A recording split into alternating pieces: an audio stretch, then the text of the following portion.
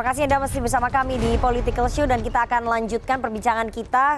Kita akan langsung bergabung dengan teman-teman dari Badan Eksekutif Mahasiswa Universitas Udayana Bali. Selamat malam teman-teman. Oke, sudah ada perwakilan dari teman-teman dari BEM Udayana, ada Padma Negara dan juga Dimas Tio. Siapa duluan? Silakan.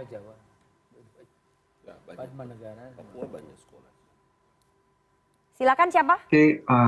Oke, siap, sama. Oke, baik, selamat malam dan terima kasih buat Mbak Rifana dan selamat malam senior semuanya. Perkenalkan, saya Padma Negara selaku Ketua BEM dari Udayana. Mungkin di sini yang pertama ingin menyampaikan pandangan saya secara pribadi ya, dan teman-teman juga. Jadi yang pertama, sebenarnya rasa bela sungkawa di sini. Bela sungkawa atas matinya marwah dan intervensi KPK di sini. Nah, mulai dari adanya revisinya UU KPK dan melihat adanya hari ini romantisme antara eksekutif dan legislatif. Nah, itu kan sangat menyedihkan ya, Mak ya. Dan memang kita menambah sekarang adanya lembaga yang memang sangat terkhusus untuk memiliki tupoksi mengenai korupsi yang diberantas. Tapi pernyataannya sekarang, ya kita masih kalah saing dengan lembaga lain. Bahkan sampai di sini adanya tidak optimalnya KPK dalam melakukan tugasnya. Bahkan kejaksaan rasanya lebih progresif daripada KPK di sini. Nah, apakah KPK di daerah, apakah di para nominal kecil? Dan di sini saya juga melihat bahwasanya tindakan Pak Firly itu adalah abuse of power, kan merupakan pelanggaran terhadap pasal 30 Undang KPK nomor 2022. Dan memang di sini saya melihat juga bahwasanya malah Pak Firly sendiri yang melakukan beberapa tindakan yang mungkin diduga, seperti contohnya pemocoran dokumen korupsi ataupun bahkan bertemu dengan tersangka NMB ini. Nah, di sini kan jangan sampai KPK ini menjadi alat politik penguasa dan pastikan juga KPK ini tidak menjadi buat gaduh 2024. Dan memang kami dari BEM pun cukup menyoroti karena kan memang di sini terhabisnya korupsi di Indonesia. Sedih rasanya seperti itu, Mbak. Dan memang di sini maksudnya kami sebagai mahasiswa kan dapat menyampaikan beberapa laporan yang kami temukan. Tapi dengan adanya KPK seperti sekarang ini, kami malah tidak percaya. Kami pun mempertanyakan seperti apa KPK punya netralitasnya. Dan memang saya tadi sepakat dengan Pak Ngabalin, mana kita harus mengedepankan asas praduga tak bersalah di sini. Tapi saya ingin bertanya di sini, bagaimana peran Dewas dalam saat ini? Apakah hanya menjadi simbolis jabatan, ataukah peran tegas? Dan memang siapa yang kita bisa percaya hari ini? Apakah bisa memastikan bahwa Dewas netral? Dan sekali lagi, bukan ini kalian berkaitan juga, sehingga menyampaikan bahwasanya kami pun dari BEM Udayana mendukung untuk adanya desakan RUU Perawasan Aset di sini. Dan sekali lagi, kita sekarang bisa berbicara dengan siapa, Mbak? Itu sih dari saya pribadi. Terima kasih. Malam. Recap ya, bahwa jangan sampai pimpinan KPK ini melakukan abuse of power dan juga jangan sampai menjadi alat politik penguasa. Tadi sempat dikatakan ya, ini nanti mungkin Bang Ali bisa menjawab. Dan bagaimana Dewas, saya nggak begitu jelas tadi yang soal Dewasnya. Bagaimana kemudian Dewas bisa berlaku ataupun memberikan sanksi begitu ya.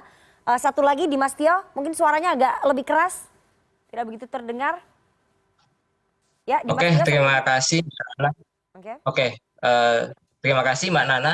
Saya Dimas Tio, selaku Menko Analisis Pergerakan BEM Udayana.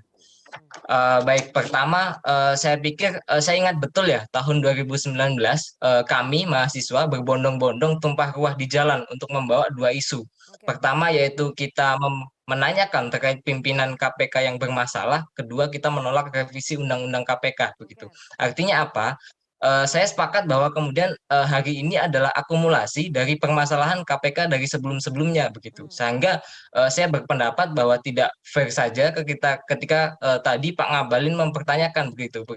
Ketika kemudian kita berdemonstrasi, kita membawa poster untuk mengkritik pimpinan KPK yang bermasalah, kemudian itu dianggap sebagai sebuah penzoliman terhadap personal pimpinan KPK. Saya kira itu tidak fair begitu, karena sudah dari lama kita mempermasalahkan soal itu begitu. Oke, kalau kemudian hari ini kita memakai pijakan revisi Undang-Undang KPK misalkan Undang-Undang 19 tahun 2019. Di pasal 3 misalkan disebutkan bahwa kemudian KPK hari ini berada di bawah kekuasaan rumpun eksekutif begitu. Artinya apa? Politik hukum dari undang-undang ini adalah presiden sebagai pemimpin orkestrasi dalam pemberantasan kasus korupsi begitu. Nah, yang ingin saya tanyakan adalah apa sebenarnya langkah konkret dari presiden sebagai pemimpin orkestrasi pemberantasan korupsi hari ini begitu. Dalam konteks ini bahkan untuk mendudukkan dua institusi yang langsung di bawahnya yaitu KPK dan Polri saja itu tidak bisa begitu untuk menyelesaikan masalah. Mungkin itu Mbak Nana. Pertanyaannya bagus sekali nih ya teman-teman dari Udayana, ini Bang Ali harus jawab bagaimana langkah presiden mengorkestrasi pemberantasan korupsi mendudukkan dua institusi ini. Bagus sekali teman-teman dari Udayana. Kalau mahasiswa Udayana yang berdiri pegang pamflet kemudian pegang spanduk, saya ahlan wa sahlan, matur suksume. Terima kasih. Bedanya apa mahasiswa Yang bedanya dengan itu adalah masyarakat sipil? kalau Laiku yang mantan wakil ketua KPK, Abraham Samad, Baswedan, Novel Baswedan, wakil menteri periode kemarin dan lain-lain. Menurut saya itu dia menjadi pintu masuk sehingga orang ngebully habis itu Firly. Yang sekarang menjadi ketua KPK. Bedanya apa mahasiswa dengan masyarakat sipil? Ya kalau dia Mereka mahasiswa is okay. Kita pernah mahasiswa keluar masuk penjara demonstrasi. Jadi hanya mahasiswa yang boleh berdemo menggunakan pamflet. Dia tempat itu diberikan untuk mereka. Tapi kalau menurut saya kan beliau-beliau ini tahu ini tentang bagaimana mekanisme kerja di dalam. Ada peraturan internalnya, ada undang-undangnya, ada tata cara mereka dalam menyampaikan pesan. Makanya dari awal saya bilang jangan abang-abang kecewa dan tersinggung tapi sudah dijawab kan sama Lai. Kalau ada juga yang menilai bahwa ini adalah pintu masuk untuk balas dendam, kemudian penuh kebencian dan lain-lain sebagainya. Gitu. Bagaimana langkah Presiden sebagai orkestrator pemberantasan korupsi mendudukan dua institusi ini, KPK dan juga Polri? Jangan lagi Presiden memainkan orkestrasi ini karena ini lembaga yang sudah diatur oleh undang-undang. Coba lihat dalam sifat dan kedudukannya.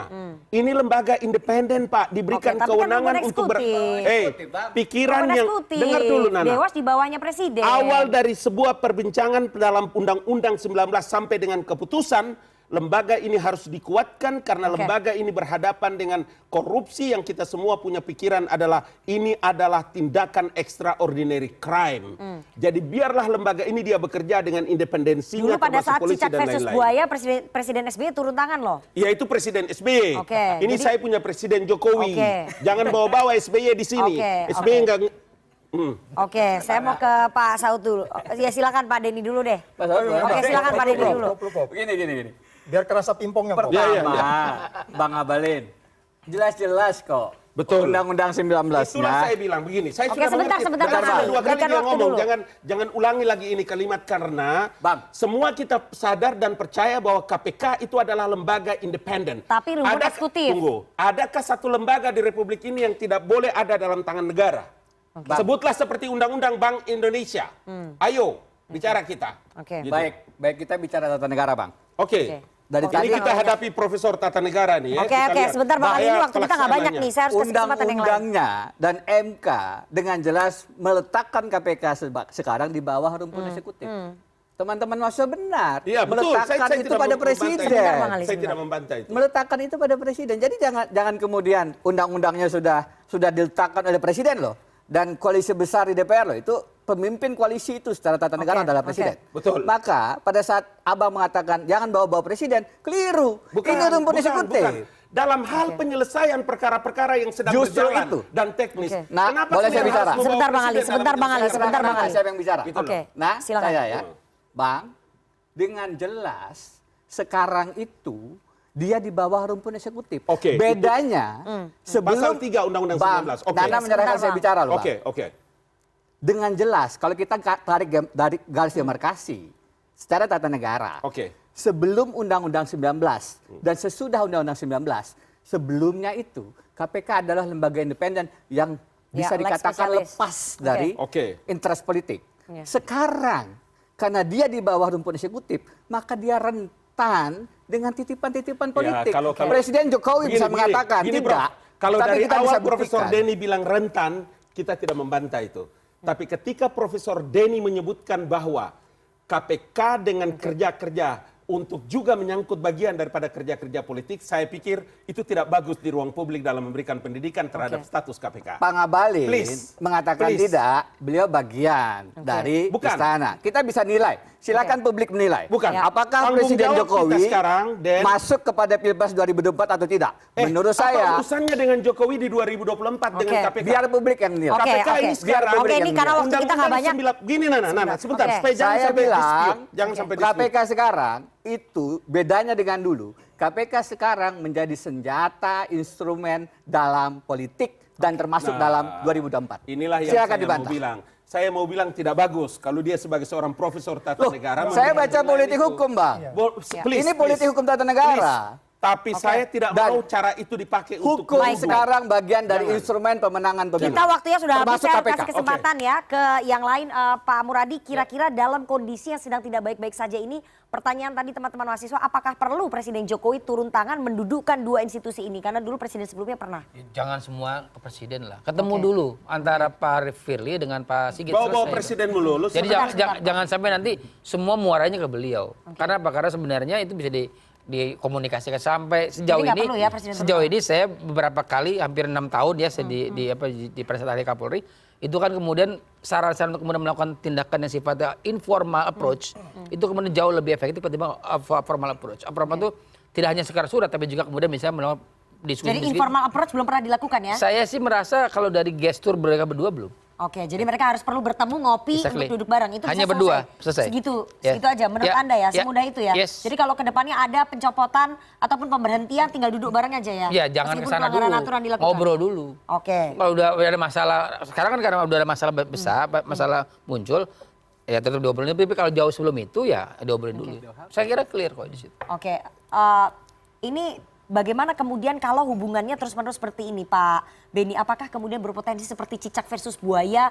Atau memang semudah itu tadi menurut Prof. Muradi harus duduk bersama saja, ngopi, terus kemudian ngobrol terus selesai masalahnya di situ? Pak Beni? Saya merujuk pada apa yang disampaikan oleh Bapak Kapolri bahwa ini sudah diadukan ke Dewas. Dan PT UN. Sudah gugat PT UN. Okay. Tunggulah 2 proses itu. Selesai putusannya apa, dilaksanakan sama-sama. Kita hormati putusan itu. Kalau sedang menunggu kemudian ada diskusi-diskusi sambil jalan, itu bisa dilakukan. Ada gerakan tambahan maksudnya. Iya. Dan saya yakin bisa selesai. Bisa selesai ya, mendudukkan kedua orang ini. Ya. Semudah itu berarti.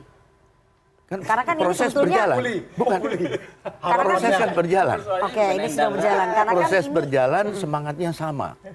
Oke. Kalau kemudian ke depannya nanti ada kejadian seperti ini, itu kan yang dikhawatirkan oleh teman-teman penyidik dan juga penyelidik Polri. Kalau ke depannya ada presiden, ini menjadi presiden, kalau ke depannya terjadi seperti itu lagi. Justru belajar dari kasus ini, ke depan perlu diantisipasi hal-hal yang nanti bisa terulangnya peristiwa ini. Jadi kalau sudah ada keputusan dari Dewas dan juga PT UN, kemudian memenangkan Pak Endar, itu artinya pimpinan KPK juga harus legowo. Iya. Mengembalikan lagi Pak Endar di posisinya. Ya nanti apakah ada proses seleksi ulang, tes dan sebagainya, itu nanti Pak Saud yang tahu lah. Oke. Karena saya nggak tahu itu prosesnya. Karena waktu kita nggak banyak nih Pak Saud, hanya 1 menit saja terakhir ini, bagaimana kemudian memperbaiki sinergi antara KPK dan juga Polri, karena kan ini keduanya tidak bisa jalan sendiri-sendiri. Ya, pertama kan memberantas korupsi itu sebenarnya itu nggak boleh berisik ya. Iya. Dan presiden harus punya satu pandangan yang teoretiknya cukup kuat. Makanya 2-3 hari ke belakang tuh Mahathir kan lagi pusing nih di sana. Dia berani loh bikin statement. Sulit memang menghantam kleptokrasi di negara ini. Tapi kita akan lakukan Anwar Ibrahim. Ya, dia sulit memberantas kleptokrasi. Oh, seorang Perdana Menteri keluarkan kata kleptokrasi. Kita belum pernah dengar presiden kita bicara yang karena itu presidennya Bang Ali, beda. Maksud saya gini loh. Ini warga negara Republik Indonesia loh. Korupsi itu Anda harus detail. Memberantas korupsi itu harus detail, Anda harus menguasai konsepnya, baru Anda bisa masuk. Jadi kalau kemarin itu menguasai konsepnya, itu Undang-Undang 19 ini nggak akan pernah turun. Makanya kita berharap waktu itu Jokowi kan mengeluarkan Perpu kan, ternyata enggak. Hari ini saya masih berharap, saya dihantam sama DPR. Oh nggak ada daruratnya ini Perpu. Ini darurat negara ini, darurat korupsi ngawur ya. Tapi bagaimana kemudian, karena kan Perpunya tidak turun dari presiden. Jadi untuk memperbaiki sinergi Anda memberantas korupsi itu harus menguasai konsepnya secara kuat dan detail. Because devil is detail. Makanya kalau di negara lain Anda nyogok $1 aja itu jadi urusannya Perdana Menterinya. Jadi jangan dianggap apalagi 438 triliun segala macam. Jangan maksud saya gini. 49. Kalau kita sepakat bahwa memang ini negara sudah memang masuk di dalam gonjang-ganjing seperti ini, ya kan? Kemudian pedang-pedangnya itu dipegang oleh presiden. Jadi harus presiden yang turun tangan ya, sebagai orkestrator pemberantasan korupsi seperti yang tadi disampaikan oleh teman-teman mahasiswa. Tapi menurut bapak-bapak di sini, presiden tidak perlu turun tangan, jadi duduk bersama saja antara pimpinan KPK dengan pimpinan Polri. Apakah semudah itu? Bahasa sederhananya, kalau Pak Kapolri, Presiden bilang itu balikin Endar, balik. Oke. Jadi kita tunggu nanti bagaimana langkah tegas dari Presiden Jokowi, apakah mau menengahi atau punya political will untuk menjadi orkestrator pemberantasan korupsi, mendudukkan dua institusi ini baik KPK dan juga Polri untuk bisa sama-sama sinergi dalam pemberantasan korupsi, karena nasib pemberantasan korupsi kita sedang di ujung tanduk kalau menurut Pak Saud. Oke, itu tadi perbincangan kita. Oke, menurut Bang Abalin juga itu tidak tadi. Runtuh ini. Republik ini tidak runtuh. Waktu kita sudah habis, Bapak-bapak. Perbincangan kita sudah usai. Semoga nanti di episode berikutnya kita bisa lihat KPK dan juga Polri bisa sama-sama bersinergi. Terima kasih sekali kepada Bapak-bapak yang sudah di studio dan juga teman-teman dari Badan Eksekutif Mahasiswa Universitas Udayana. Terima kasih sudah bergabung. Kita ketemu lagi Senin depan jam 20 waktu Indonesia Barat. Saya Rifana Pratiwi pamit. Selamat malam, sampai jumpa.